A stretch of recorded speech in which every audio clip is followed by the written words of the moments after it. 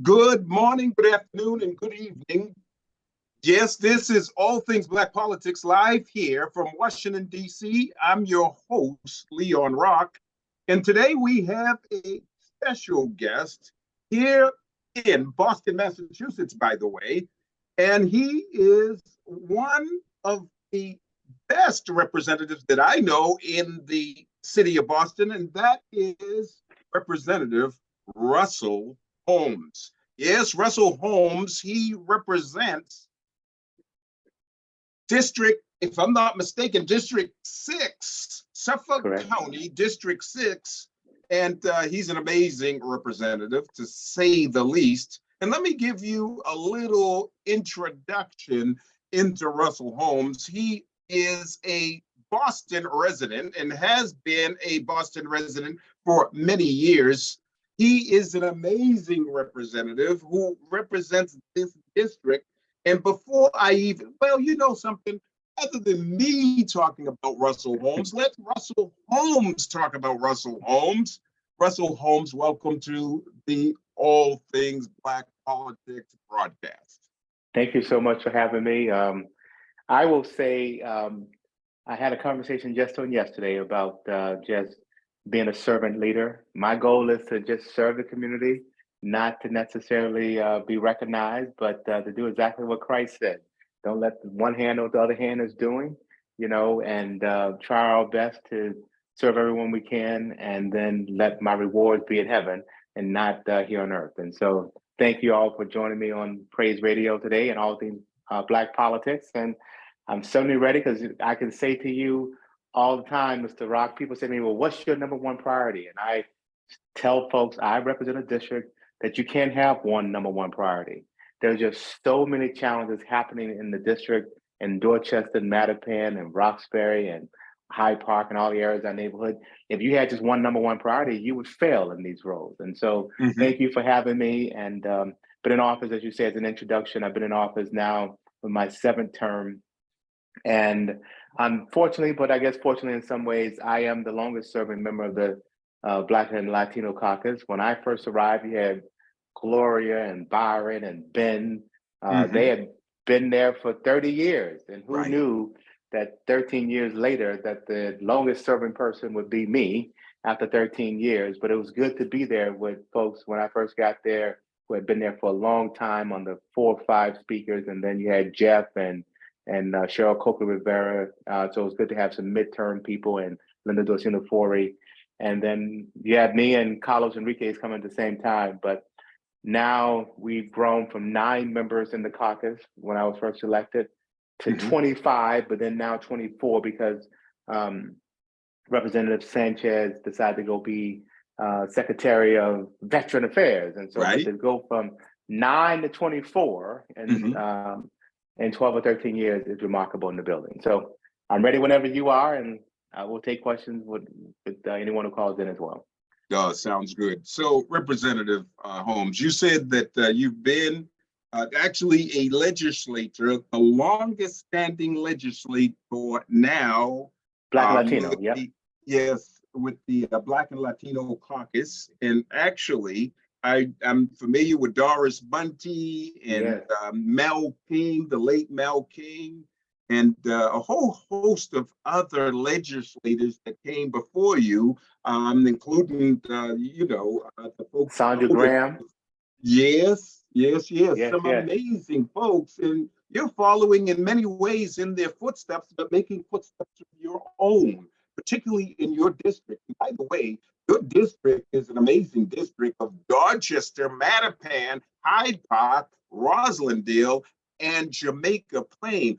How do you do all of this? Jamaica Plain is different from Mattapan, which is different from Hyde Park, which is all the neighborhoods are uniquely different. How do you deal with the challenges of education and housing and jobs and the whole list of challenges that the state has and the city has? Yes. Well, let me say from the beginning, I love that I have 5 different areas of the city. Love it. One, it acts as a buffer in case someone decides to run against me. They have to get into every single one of these neighborhoods. So that's one of the reasons I love it. But the perspectives are just so different. And so, quite frankly, the way I deal with things is I try my best to say if there are 10 people in the room, and if there are 10 people in this room, there are going to be some extremes on both sides of whatever issue it may be, whether it be housing, whether it be education. Someone's going to believe something way over here and something way over there. And so my goal is to just listen to all the many perspectives and to try to just land in a place where I can represent the most amount of the people the 45,000 people I've been honored to serve, to try to get to where 6 or 7 of us can agree. Like out of every 10 people, if I can get to 6 or 7 of us in the middle that agree, that and quite frankly, I just learned I don't even try to solve the edges. So the people who are way over here, I can't get to you. I won't get to an extreme and that be what I solve. I won't get way over here. I won't get there. And sometimes folks say, well, this is my only issue. This is my number one issue. And I just say, Mr. Rock, then I'm not your politician. If you have only one issue and you're going to vote yes or no on just one issue, whether or not you're going to vote for me, then I'm not the guy you should be voting for, because of the fact that at some point, your one issue today is going to be something I don't agree with. And so I try my best to stay balanced in the middle, hear everyone, and come to some consensus and then move forward. So that might mean I might get 6 people who agree and 4 people who don't. I like to at least get 7 people who agree and 3 people who don't. And sometimes I get 8 people who agree and 2 people who don't. But if I can get and win 8 or 7 out of every 10 people, that's exactly the way I think you can finally make progress. And I think that's exactly why, even in the last time someone ran against me last time, my numbers were about 75, 76%. That is exactly about where I want it to be, where you're going to have some dissenters no matter what, but we all have to move forward. I mean, you can't just sit here and try to have perfection be the enemy of good. Right. So you're not all things to all people. You try to, as much as possible, build consensus. So you're a consensus legislator, correct? Well, here's the other thing. I walk in rooms and I tell people no. That makes a lot of people upset. They'll say, well, I'm demanding you do this. And I'll say to folks, nope, that's not where we're gonna land. We're gonna I'm gonna tell you, like when you started, you said about housing. I've had to just have many, many conversations with people that we have clearly one of the most expensive neighborhoods and communities in the country, therefore in the world to live in. And so, but still, Mr. Rock, everyone wants to fight about the parking spot in front of their house. If you build more housing, I could potentially lose what I deem as the most important space in the whole world, the spot in front of my house. And I just have to land on the housing question and just say simply, I have to fight for someone who does not have a house and prioritize that above someone who already has a house having a place to park. Because it just becomes like in every single development, oh, my parking spot, my parking spot, my parking spot. Oh, too many people have cars and all the other stuff. And that becomes a higher priority to people than someone having a place to live, to own. Give me an example. I'm at home today and my neighbor right next door, I can look at his house as we're talking. He and I have been neighbors now for more than 20 some odd years. And he has, when I first got here, his children were young. He has 3 or 4 children. He has some renters and all the other stuff. And so you have one house that maybe have 10, 11 cars associated with that one house. So when we first got here, none of his 4 children needed a place to park. And then he had a renter that didn't need maybe only one spot. So you add from 4 cars to 6 to 10 cars, and that makes a difference. And so we were just, he was kind of upset because one day my wife comes home and I'm like, dude, I just want to park one car in the street. I have a parking spot that I park in the driveway. And when my wife has a spot, and then there are like 4 or 5 spots you can park behind. You know what he reminded me of? He says, I can remember when your house wasn't here and we could just park everywhere.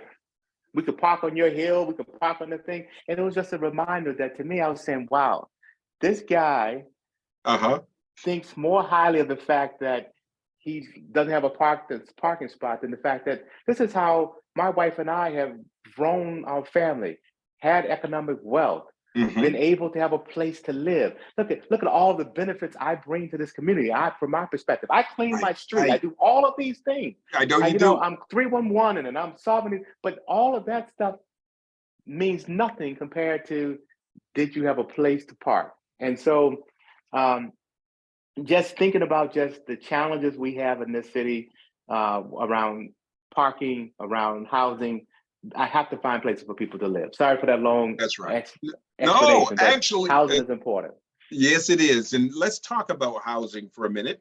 And that is, I've seen, and coming back to Boston on a regular basis, I see how in Roxbury, Dorchester, Mattapan, Hyde Park, Roslindale, there's all sorts of new housing coming up.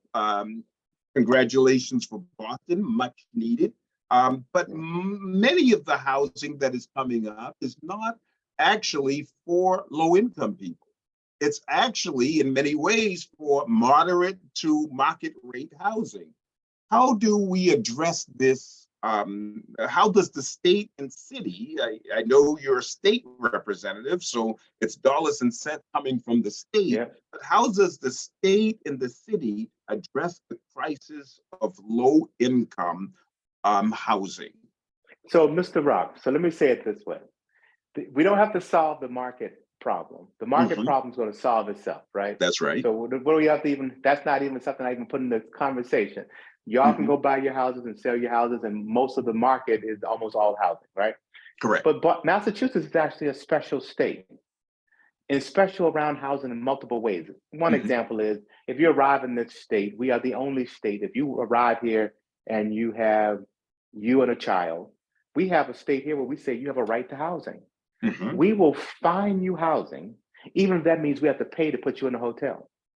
That's an amazing thing. That is amazing. And so the only state in the country who does that, the only one, and it comes at an enormous cost.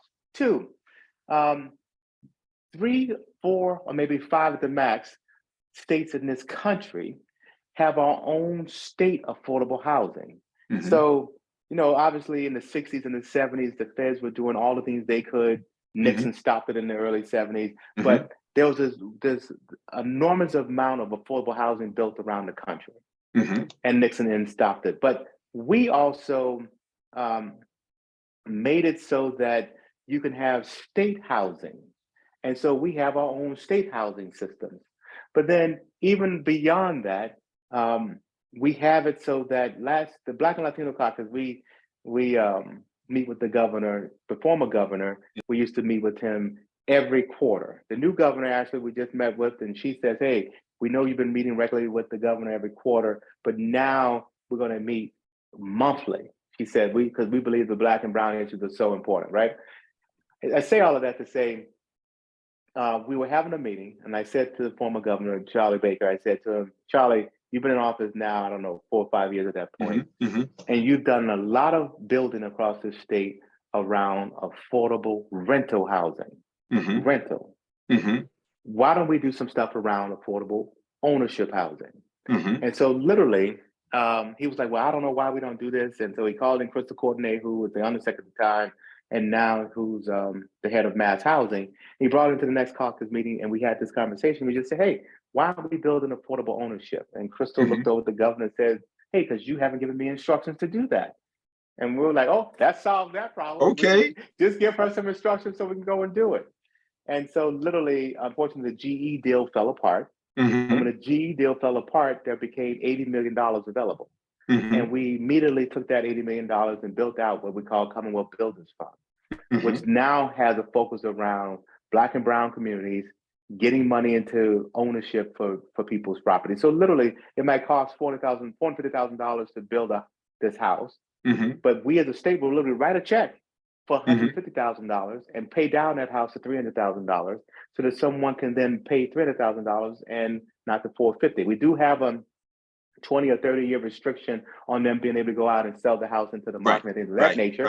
But it allows you to, like last week, we literally did a groundbreaking for 80 units of housing right down there. So when you're back in Boston and you're near Morton and Harvard, you see all of that development that's happening. There are 80 new units coming in there, plus another 267 units coming in there. And some of that is affordable ownership, not just affordable rental. And I guess I went through all of that to say we are focused on doing this in Lawrence and Springfield and Holyoke and Boston around just how do we get our communities more ownership. Very good. Now, then I'm familiar with back in the day, the Mass Housing Finance Agency. They have over the years done a phenomenal job. I do have a question though, and that is in the city of Boston, unlike many cities around the country, particularly progressive cities, they put essentially a mandate of if a developer is coming in and says that they want to use essentially tax credits from the state or the federal government, that there's a mandate that a certain percentage of the housing that comes up actually is affordable housing. Should there be a larger amount of percentage of required housing for low-income folks if you're using tax credit money, in other words, state tax credit money? So in this city, we actually do something very different. We say even on your market housing, you have to have a certain minimum amount of low affordable housing.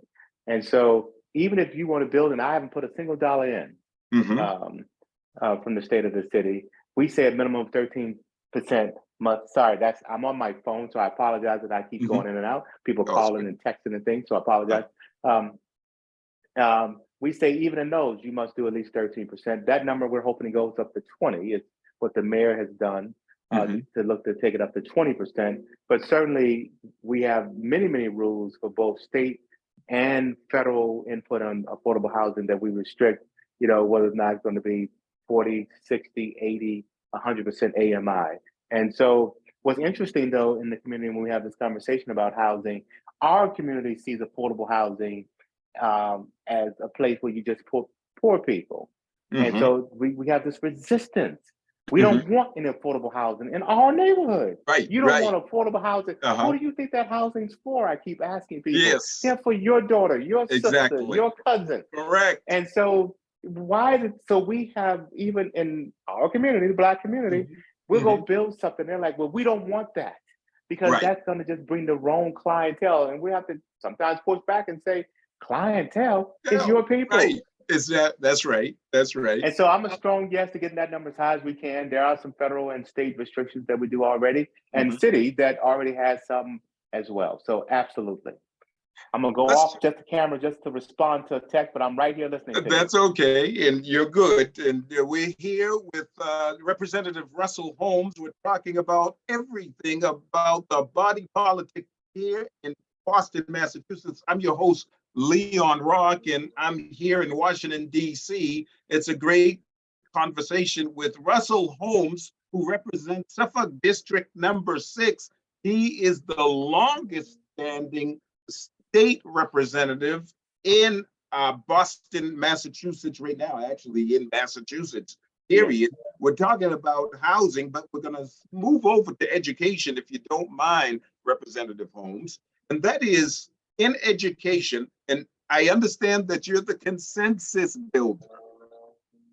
Pastor Hobbs is saying we cannot hear his phone going in and out, so we don't even see that your phone is going in and out. It's no problem. Okay, thank you. Education and consensus building.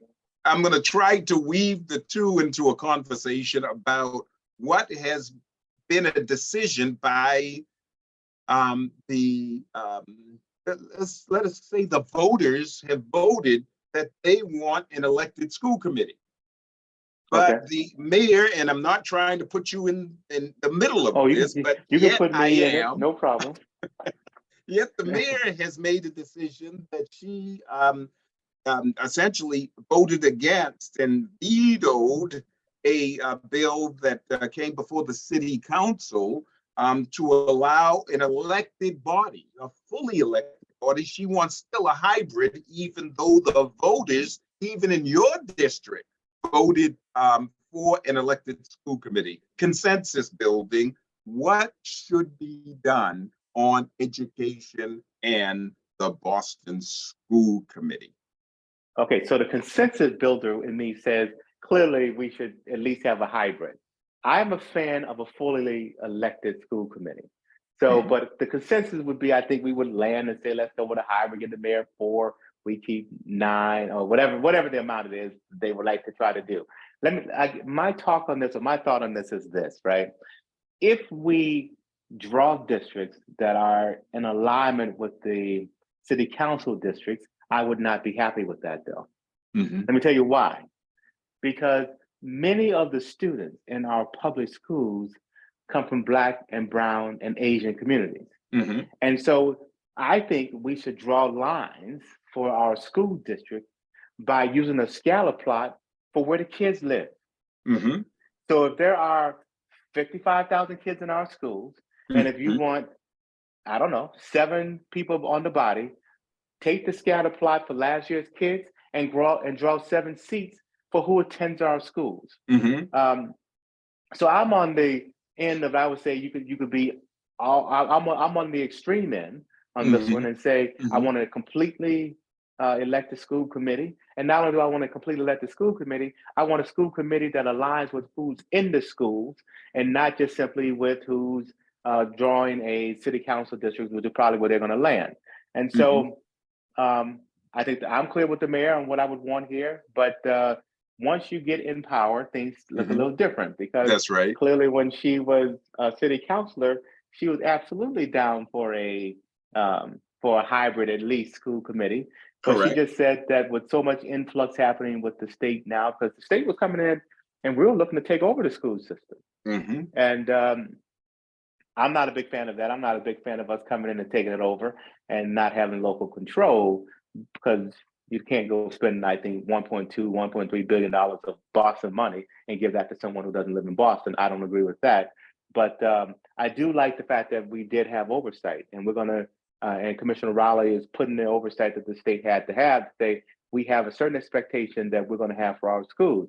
And for me, it's also a problem because of the fact that here it is, the state is looking to take over. The only school system they're looking to take over are the ones that are Black and Brown. Right. Right? You got Lawrence, you got Holyoke, Springfield. Now you want Boston. Right. Now you just want to grab all the caucus members' school systems. That's a problem for me. So no, I wasn't feeling the state taking over all of the caucus members' school systems and leaving all the other ones out here to run on their own. We can run our school systems as well. Well, I'll tell you, you're telling the truth on that one. Let's talk, if you don't mind. I hear your position on education. Let me ask you this. Should a mayor or a city councilor or a state representative follow the wishes of the voters, or should a representative or mayor or city councilor follow their own gut, their political instinct with regards to decisions that are made? I just want to know what you're thinking on that one.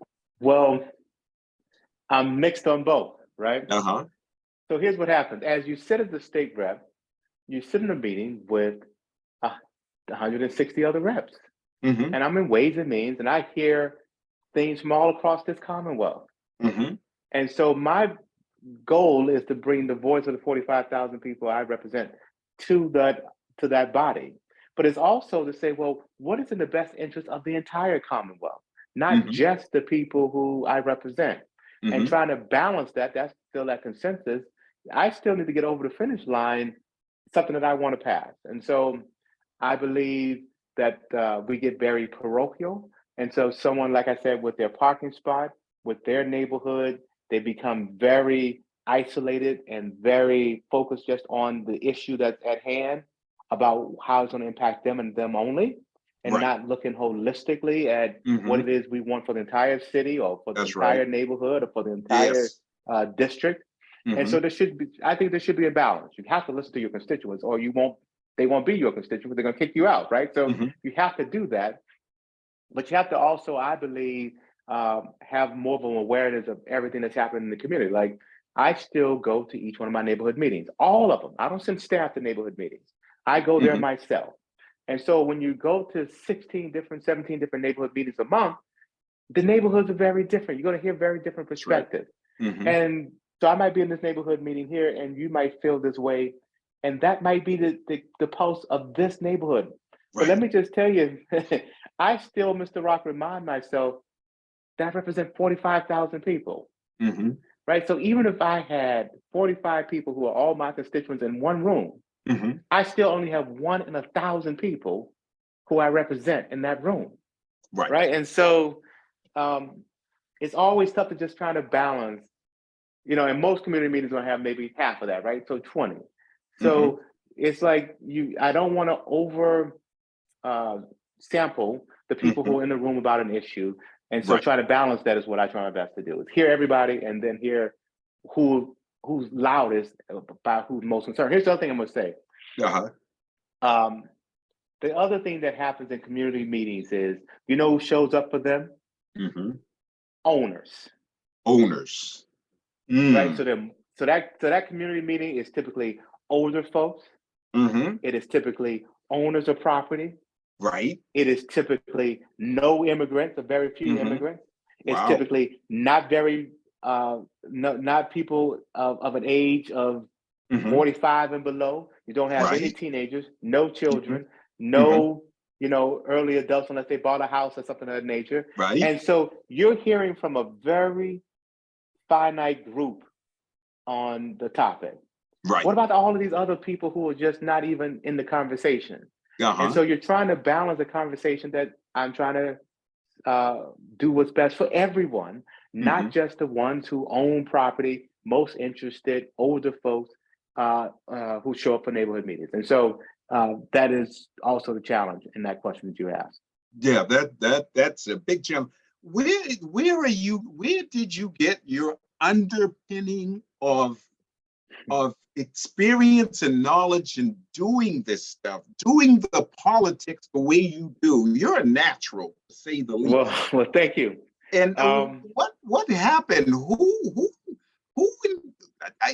I know that you and I've done my background on you, and you yeah, had mentors back in your life, Mr. Evans in particular, over at yeah, Brigham's Ice Cream in Mattapan, where you yeah. work. But who else?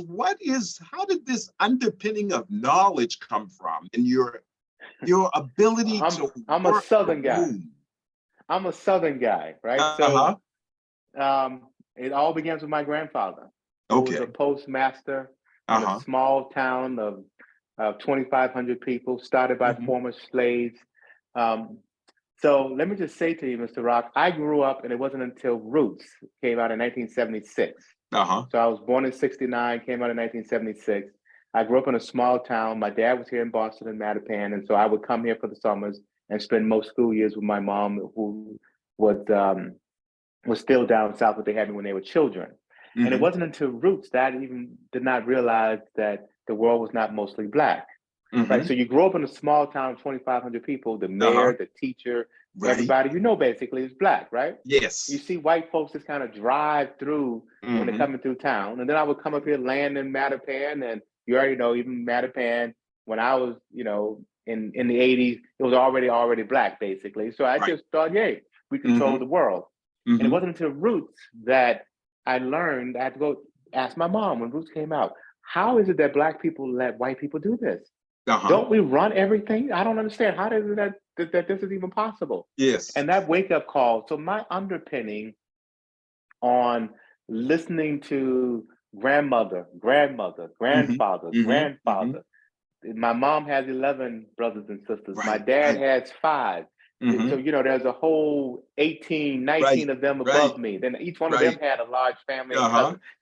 So that whole underpinning of just sitting back and listening to and be groomed by a whole community is really, I think, of Black folks, strong Black people. Um, like I went to school in the first grade, and they taught you not what happens in the country, but they taught you how did Mound Bayou get started? Who was I.T. Montgomery? How he was a former slave? How this group came together, and how we need to be proud to be Black people. That was the underpinning that I was taught in the first grade and in Head Start, because almost every one of us was poor, so we all started in Head Start, and I thought Head Start was where everyone went to school. I didn't realize that the Head Start was for poor people. I just thought everyone went to Head Start before they went to the first grade. But you learn all of that stuff growing up, and I would say that's where my underpinnings came from. Very good. Excellent. We're talking to Representative Holmes here on All Things Black Politics. I'm Leon Rock. We have about an hour to go, so we can talk about a whole host of things, including one of the most important things, I'm sure, for you as well, and you got so many important things, but police services and actually crime that is up just a tad bit in the Mattapan community and in Roslindale and other areas of town and neighborhoods that you represent. What is it that we can do better, that Boston can do better, that the state, the Commonwealth of Massachusetts can do better to address crime that continues to kind of spiral up? And I know Pastor Wall has called for some type of significant activities. What do you think is best for addressing crime in community? So there are two things happening. You're having the issue around our murders being up, but the rest of crime being down, right? So when you look at what's happening across the country, and this is what gets Boston in trouble, leadership goes in and say, well, look at us compared to other places, right? They say, well, you're down in DC. You already know what's going on in DC. So it's a very different perspective of what's happening in DC and what's happening in Boston. So we say, hey, it's a little up, or actually crime is down overall. But what I say to folks, to the mayor, to the commissioner, to the DA is, look, our problem is murder, violent crime. Our problem is it's centrally located in three neighborhoods, Mattapan, Dorchester, and Hyde Park. Let's just talk about what the problem is. Right. Because, okay, if you look at every stat, the only stat that's probably up across the entire city is car theft. And you say, well, why is that happening? It's because that has become a thing on TikTok and all the other places that people stealing cars. So that's obviously a problem all across the country. But when you have our murders up twice what they were last year, at the beginning of a year, that is where the big challenges come in. And so I agree with Pastor Wall. We should do the walks. I agree with him that the focus should be on Mattapan, Dorchester, Hyde Park, Rosendale, the areas where we're seeing them. I agree that it wouldn't matter to me if you said, hey, you have this minimum staffing everywhere, right? When you have this minimum staffing, you then have it so that, can you hear me? Did I lose you guys? Sure can. You're perfect. Okay. Yes. Okay. When you have this minimum staffing, what happens is that means you have to have staffing all across the city. I'm okay with you prioritizing your staffing and putting it just in the places where you're seeing the most amount of crime. And so, and then there's an awful lot that I think we should continue to do with the Office of Returning Citizens, those who are returning. What I do is a lot of teaching inside the prisons. And I say to them, I'll be there again tomorrow. And I'll say to them, no one is more compelling about whether or not you should commit street crime than the person who's been locked up for 20 years, for 10 years, for 15 years. And you go back out and you say, what one of the gentlemen like to say, the street lied to me. So the street teaches you one thing, but then you get locked up and you're like, wait a minute, this isn't what the game that I thought I was in. Those drugs were not worth what it is that I thought I should be involved in. And I tell them often, you need to get back out here. Our problem in our community is that we've left our communities vulnerable because our men are locked up in jail. Correct. And so literally, since I was elected in 2010 or so, the amount of people in our state prison at that time, I think the number was 11,738. I think that's the number. We moved that number from 11,738 or 52 or whatever it was down to less than 6,000. We've literally cut the state population in half. We've literally cut the county population in our prisons in half over the last 12, 13 years. And so these folks, my friends, are out. And I've said to them as they come out, one, we need to get them housing, family support, employment, and we need them to just be the best citizens they can be. That's right. Because when they're back in their families, when they're back in their homes, when they're doing positive things, pro-social things, all of those things are healthy for this entire community. I ran into someone yesterday who I teach a financial literacy class at the Suffolk House of Corrections and at the jail. And I happened to be walking down the street and he calls out, "Hey, Rep Holmes, he's doing something." And it was just, you see him at the libraries, you see him at work, you see him at your jobs. These folks love it when they see you, when you went to talk to them when they were at their lowest. That's and right. You went in to help them. And so trying our best to engage everyone into this conversation, to do pro-social and positive things, I think is also an important part of the conversation for those who might want to commit crime. But I try my best, Mr. Rock, not to take credit for when crime is down or take credit for when crime is up. I'm going to still look to do those things that are positive, to either continue to drive them down when they're down or to certainly drive them down when they're up. And so many things that we can continue to try to do or Very continue good. to do to make this better. Excellent. Now, I have read that and have seen over the past number of months, the new police commissioner has been taking some public heat for not being out in the community the way some would like him to be. Should the police commissioner, his deputies and so forth, be more active on the street in the neighborhoods, or are you thinking like many that police commissioner's job is to manage the process versus managing the streets? Again, consensus would say we need to see him and he needs to manage the process, right?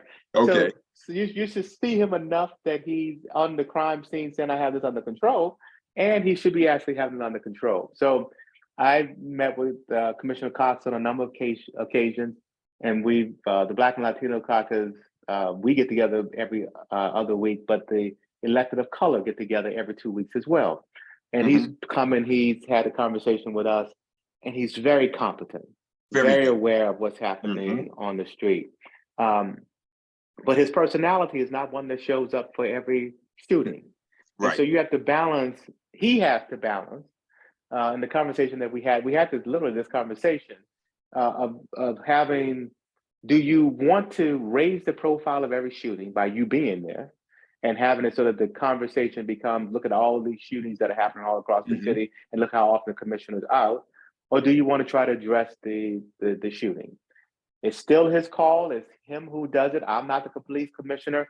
I would say that there are certain incidents that I feel like we must see them. When you have a 12-year-old shot at Mattapan, you just show up. That is one of the things that the neighborhood in Mattapan is going to be very alarmed about. When you have a grandmother shot, you're going to show up. Not that the person who is in their 20s is not that important, but you have to just be relevant. You have to be able to judge what's happening in the neighborhood. So you should also show up for some of those incidents as well. I think you should have a balance of everyone, but some things are just going to unfortunately draw a lot of media attention because the media only wants to attach themselves to children when they get shot or a grandmother when they get shot. And you need to be in that conversation because you can't let that conversation just run rampant by just a certain amount of people or a certain group of people. So I think Commissioner Cox has proven to me in the time he's been here that he's very competent, very aware. And I've heard him actually, some things he's said in meetings trickle down to the captain level and to the staff, because I've heard them say, look, we're going to try to do the things that's important to you. Very good. And so if this, and I've heard them say this in neighborhood meetings, if it's important to you, that speed bump, that's the most important thing to you, or us sitting out here and giving someone a ticket, and that's what you're saying in this neighborhood, it was the most important to you, then we're going to actually do that. Not the things that we're thinking is important. And so I've seen them actually change that culture since he's been around by listening to neighborhood. And sometimes the neighborhood is tripping about what I would call small stuff, right? Trivial stuff. They're like, well, we're going to focus on this violent crime. They're like, neighborhood's like, no, we want you to actually slow down these speeding cars coming around the corner. And so they say, okay, we're going to do exactly what you asked. We're going to focus on some crime that we think is important, but we're going to do the things that are important to you. And I think that's a very important approach. Like I say to my staff at both jobs that I have, do what's important to your boss. That's right. because sometimes you go in thinking you're doing all this great work, and your boss doesn't think that stuff you're doing is even important at all. That's right. And so our bosses, our constituents, and so I say to my staff, when that phone rings, that's important to your boss. That's your boss. I'm just your manager. Do what's important to your boss. That's and right. so I don't have that relationship with Commissioner Cox where I told him that's what I do as well, but he has embraced that idea of doing what's important to constituents, and I very much support that. Well, it sounds like you've given him wise counsel on issues that are important to crime and how he addresses his own approach to, managing and actually getting out in community. I salute you for that. Thank you very much. But while we're on police, while we're on police, I got to talk to you about something else. Okay, so I've been in office since 2011. And for years, Jamal Crawford and others and I were talking about peace officer standard and training, police officer standard and training. And that's a certification that police officers have to have because of the fact that I just keep getting phone calls from someone. I apologize. I'm trying to let them know. We're not even noticing it. We're not even noticing it. Okay. So we had tried to get this commission passed so that we can get to decertifying officers, certifying officers, removing their rights to be an officer and things of that nature. And unfortunately, it took the murder of George Floyd for all of a sudden this to raise its priority within the building. And so we went from, hey, I have filed this piece of legislation for I think 8 years, and it just has sat on the shelf, to George Floyd getting murdered. The Black and Latino Caucus meeting with the governor. We had already been meeting with him because he was already going to do some component of it. But then meeting with the speaker and the Senate president from, hey, shelving it to this being the #1 thing we're going to do overnight. Right. The Black and Latino Caucus, all of the electeds of color across the state stood in front of the State House and said, here are the 10 things we say we want. 4 of them need to come from this building right here, right? Criminal justice reform, peace officer standard and training, something around civil service, because we want much more diversity inside of our command staff, some use of force, the no chokehold, things of that nature, and structural racism. Those are the things we said we are going to expect out of this building, at minimum, right? And so, but the core part of that was peace officer standard and training. And so we're now about to go through our second wave of officers who are now going to be certified. And so my point was, I'm a financial planner. I can't go and manage your money, Mr. Rock, without walking in and saying, here are my licenses. Right. You can go check me on the computer. You can see I'm licensed nationwide. I can't have someone do your feet. A manicurist has to have a license. A barber has to have a license. But here it is, you want to be able to take my rights, put my arms behind my back, and not have a license or be certified. And so we had about 20,000 of them in this state. And as you go through these 3 phases of recertification, we certified 8,000 the first wave. We're going to do another 6,000 or so in the next wave, and another last 4,000. But we're going to probably lose about 2,000 folks at least, who used to be officers who are no longer able to be officers. Wow. And so when we are in this conversation, you're going to hear an awful lot that no one wants to be police officers. A few people want to be police officers. You're going to hear all about these people saying, I'm going to rather retire than have to go through this new rule. And I have been just in the position to say, if your choice is to not be certified because we're going to put these things on you, because the new model of a police officer is not what you want to have, then you were not ever the right person to be a police officer. Right. The other thing about this is that we're going to lose a lot of part-time police officers. And I've been getting a lot of emails, and the caucus has been getting flooded with constable emails and associations and because the caucus is who drove this idea. And so we're getting meeting requests this week. Literally, we demand to meet with the caucus. You guys have created all of this that makes it so that we can't be officers. I can just tell you, in Boston, we do about 1,250 hours of training before you're an officer. Okay. There were places in this Commonwealth that were doing 250, 300 hours worth of training. Now, a 300-hour trained officer and a 1,250-hour trained officer, from my perspective, are 2 very different officers. Oh, definitely. However, when I see them, because they have a gun, a badge, and they can arrest me. They all look the same. And so, and they're typically white. And so I've just been adamant that they come up with a minimum standard that you must have, how many hours you've been on the job, how many trainings you've had, and we're going to stay adamant to that. And that means that we're going to probably lose some officers, but I also believe that it creates an opportunity for Black and brown folks to now apply for these jobs, and let's get our folks on these jobs as well. Well, when you mentioned all this, and thank you very much for giving us that clear overview of what needs to be done and what you're doing with regards to making sure that officers get certification in Massachusetts, which is, by the way, very unique. But you also talked about typically there are white officers, and then you mentioned applying for positions. Let me go back, if you don't mind, to Boston. And my hometown has had a challenge over many years in education, in housing, in police, in fire department. I just named 4, there's more, but those major entities. All civil service, I think. All right? civil servants, but That's all right. have had lawsuits over years in That's order right. to have one-on-one hiring Yeah, requirements. consent decrees. Yeah. So Consent decrees. So we met our consent decree requirements for BPD, the police department, years ago, and we don't do 1-for-1 anymore. And this is what I meant about part of that reform after George Floyd was to get it so that we can have some discussions around civil service. It's amazing to me that in the fire department, you have almost all of the people who are going to be hired in the fire department this year are going to be disabled veterans. Did you hear what I said? Disabled veterans. That's not good. Here's what happens. It's not good? No, because you're going to have the most rigorous job there is in the country. A firefighter. You got to go up and down these hoses with water and ice and all the other stuff. Correct. And the only people who get those jobs are disabled veterans. That doesn't make sense. But here's what happened, Mr. Rock. Somewhere over the years, the game was learned that, unfortunately, I shouldn't call it the game. The tactic was learned that, hey, let's say you go off in war. And when you go off in war, there's bombs and things of that nature falling all everywhere. And so guess what happens? You lose some of your hearing. Correct. So they come back, they lose a little bit of their hearing. It's been degraded.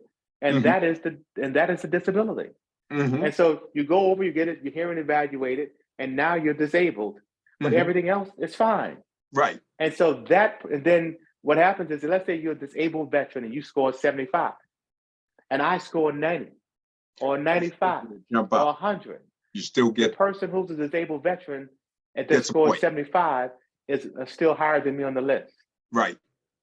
And these are the types of tactics that are being used to make it so that only disabled veterans are getting in those classes. And so we created a fire cadet program that the mayor kicked off last week that is to add a lot more diversity to the mix. And we're doing that with fire, police, all these civil service jobs, state police, and the others, because the other path, because when this was envisioned at first, hey, we want to help disabled veterans, it was more than 100 years ago. So none of us want to go and break something that's been around for 100 years. But when that was first envisioned, the thought was, hey, someone's coming back from war, they've been injured, they're disabled, they're going to probably want some type of clerical job. And so let's find something that we can make sure that our disabled veterans are able to have a job. That's right. Who imagined 100 years ago that the disabled veteran status would be the most desired, highest paid job there possibly is in police and fire? Just know a couple of years ago when Marty was mayor, I remember looking at this. I said, well, where's Marty fall in the mix of salaries at $199,900, right? Then when he said that, when I saw that, there were 774 people above Marty. Wow. At $199,000 a year, he was the 775th highest paid employee in the city. Almost all of those above him were police and fire. Yeah. So over $200,000 a year. So you're educating us. Actually, I was given a soul clap. I was giving a soul clap to the fact that veterans were being hired at large numbers, and I'm supportive of that. But at the same time, knowing that the veterans are actually predominantly white and actually using the system to make sure that there's other folks that don't have it is a challenge. We're talking with Russell Holmes, who is a state representative out of the 6th Suffolk District. He's an amazing representative, and he's educating us all today about all issues on all things Black politics live here from Washington, D.C. I'm your host, Leon Rock, and we have about 5 minutes left in this broadcast. By the way, at some point I was almost ready to call you pastor because you're giving the information that we deserve. Thank you very much, Representative Holmes, Russell Holmes. So can I run through? We only have 5 minutes. As you know, I do have to jump off for unfortunately my wife's aunt's funeral. But there, one of the things I want to talk about, 2 things. One is I've done a lot of phone calls about a bill that was proposed for organ transplants. And I've heard from the Black clergy, I've heard from MSNBC, it took off, it was viral. It was like, you better take your name off this bill, you're the worst person in the world. I what heard, are you doing? I yeah, heard all this about other it. Stuff, right? Yes. And you didn't read the bill, you should have read the bill. And I try my best to try to explain to folks, when you first get in the building the first couple of weeks, we filed thousands of bills. People call each other and say, hey, here's a bill that I'm proposing, sign me on for it or not. And then you trust the process to go through the process. Long and short of it is, that is a bill in the end, even if remotely passes, it's going to really be just focused on family, trying to find a path and avenue for a family member to be able to help another family member. There's no organ harvesting. There's no, hey, anybody can call someone and take advantage of someone in prisons. All those things which I've heard about are just simply not the intent of the bill and not where it's going to end up. I would say in the next 30 days to 45 days, there will be a redraft of that bill that will remove the incentive, make sure it's targeted just as families, things of that nature. I talked to Chairman Gonzalez, whose committee is in, and who's the former chair of the caucus as well. And he's going to tailor that bill to make some changes. And I would say the next 45 days, people should see that too. I heard a lot about just that bill when I've been talking to people, and I've said to them multiple times, you guys got your eye on the wrong place. You should have had your eye on the budget. Bingo. We are moving $56 billion in this Commonwealth. And I didn't hear from anyone about the budget and how we're trying to do all these things in the budget, but they're calling me frantically about a bill that I'm saying we probably are not going to move legislation for another year. You know, it becomes much more in that last 6 months of the legislative cycle. Next year, March, April, May, before we leave in July, then we're going to figure out all the pieces of legislation that are moving. But we will move another budget. We will move another 50-some-odd billion dollars between now and then. And so we moved a supplemental budget of $2 billion, and greater than that, it was included $2 million to assist the NAACP Boston with hosting the National NAACP convention here in July. We've done an awful lot around school meals and things of that nature. I'd say follow the money. That's what I try my best to understand. There are lots of decisions being made in this state. Follow the money. That's where our values are. That's where you will see where our values are and continue to align to that. And then the last thing is we as a state are going to have to come off of getting the resources that we've gotten from the feds. What do I mean by that? The Fed is turning off everything that's an emergency status for COVID. It means that we had gotten a lot of money for education, a lot of money for housing, a lot of money for returning citizens, a lot of money for many things. And now we have to go back to living off of just what we can afford. And so, example, we went to about 2.3 million people on mass health. We were not doing the redetermination for people. If you wanted mass health, we just took it because the feds were going to give us the extra $3 billion. Now the feds are saying, no, everybody must be, you have to have a determination before you can stay on mass health. And so these are the types of things that literally we're saying you're going to have to now start to live off of what we have. And so people are going to see cutbacks in housing. They're going to see cutbacks in food service. They're going to see cutbacks in healthcare and transportation. And so those changes are coming. And we need to shore up and understand that we can no longer live off the feds, whose deficit is at $31.7 trillion. Right. The Republicans are not crazy. Medicare turns down and doesn't have enough money to fund it in 5 years, and Social Security in 10. There is a day coming. You and I, Mr. Rock, will be dead, but someone's gonna have to eventually pay for these bills, and they need to start to understand that that's real and is much closer than what it used to feel like.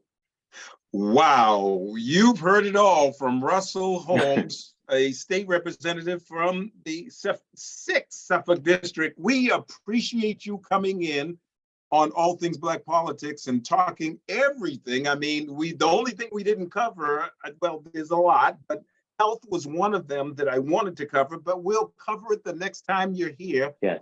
We are appreciative of you coming on the program. I know Pastor Wall is there and he's appreciative as well. And we thank you so very, very much. Thank you. Thank you for having me.